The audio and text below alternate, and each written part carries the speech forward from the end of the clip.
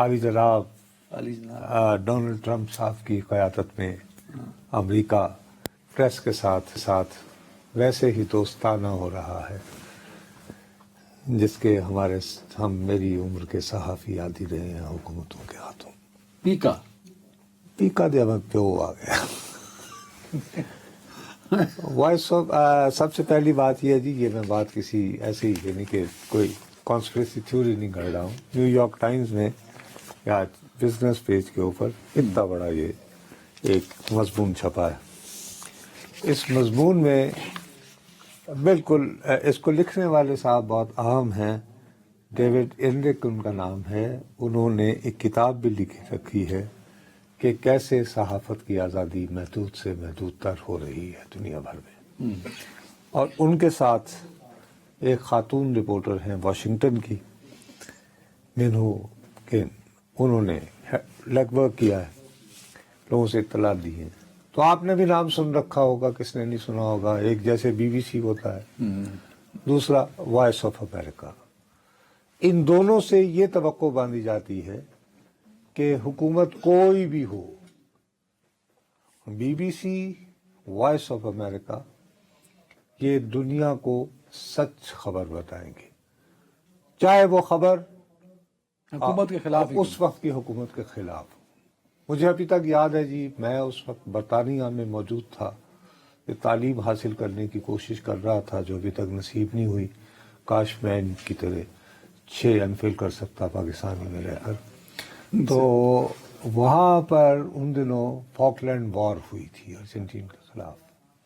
تو Margaret Thatcher, جنہیں بہت آئرن لیڈی کہا جاتا تھا، انہوں نے یہ کہا تھا، کیونکہ فاکلینڈ وار کے اوپر بہت تنقیدی رویہ تھا بی بی سی کا جنگ کے دوران. اس نے کہا تھا کہ B B C is a traitor media. یہ وہاں کے Margaret Thatcher, the prime minister of Britain, sitting prime minister, yes he was leading the B B war. C report کر رہا ہے. بی بی سی اس پہ تنقید کر رہا ہے. تو یہی بات وائس آف امریکہ سے بھی توقع رکھی جاتی تھی. لیکن اب بہرحال امریکہ ٹرمپ کا ہے، تو اس میں انہوں نے بہت سارے صحافیوں کے خلاف تحقیقات کا آغاز کر دیا ہے، جن پہ الزام ہے کہ جی وہ عادتاً ٹرمپ کے مخالف کہانیاں لکھتے ہیں. اللہ بھلا کرے. آپ اچھا یہ چلو، آئیڈیا کہیں پاکستانیوں نے دیا. میں وہی کہہ رہا ہوں نا کہ ابھی بات یہاں پر نہیں ختم ہوئی. ایک بات مجھے یاد آئی.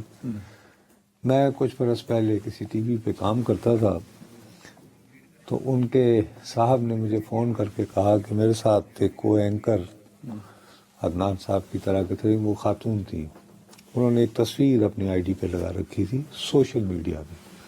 میں کہا جی وہ ہٹا دیں، ہمارے ادارے کو بہت نقصان ہو رہا ہے. اس تصویر سے نقصان ہو رہا تھا. تو وہ کسی ایسے بندے کی تھی جو نہیں تھا، ناپسند تھا. بہرحال بڑی شرمساری سے میں نے ان کو کنوے کیا میسج. لیکن اب باقاعدہ امریکہ، یہ اسی وائس آف امریکہ کے ایک سٹیون ہرمن، ایک بڑے پائے کے صحافی ہیں.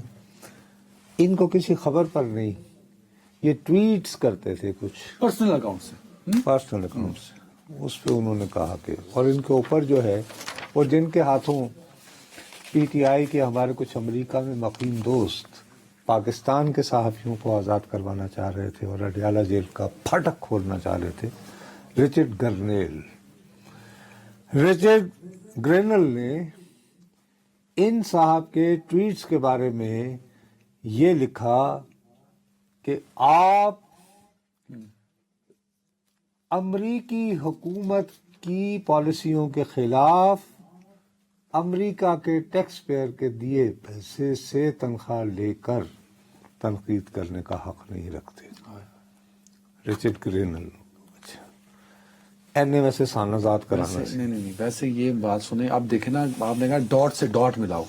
یہ اب رچرڈ گرنیل کا نام بھی آیا، اور پاکستانی ڈاکٹرز، یہ پیکا کی ان کو دی گئی پریزنٹیشن.